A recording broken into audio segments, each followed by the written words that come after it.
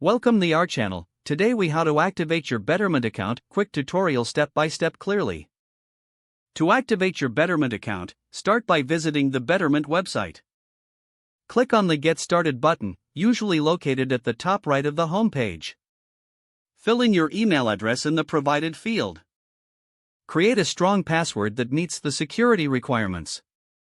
After entering your email and password, click on the Continue button. You will receive an email from Betterment to verify your address. Check your email inbox for the verification message. Open the email and click on the verification link provided.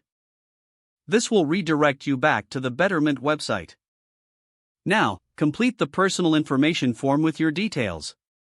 Next, you will need to provide information about your financial situation and investment goals. Review your information to ensure everything is accurate. Once you've verified all details, proceed to the next step. You may be asked to link an external bank account for funding. Follow the prompts to securely connect your bank account. Enter the required banking information, including account number and routing number.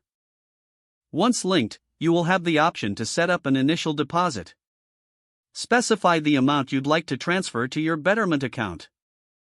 Finally, review your account setup and click Finish to complete the activation process. Congratulations, your Betterment account is now active and ready to use. If the page does not load, refresh the browser or try again in a private or incognito window.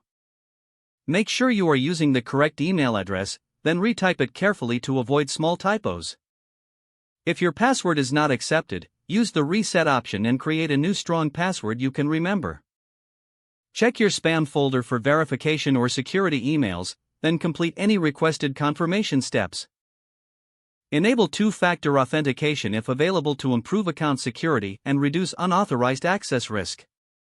After signing in, review your profile details so your contact information and settings are accurate and current.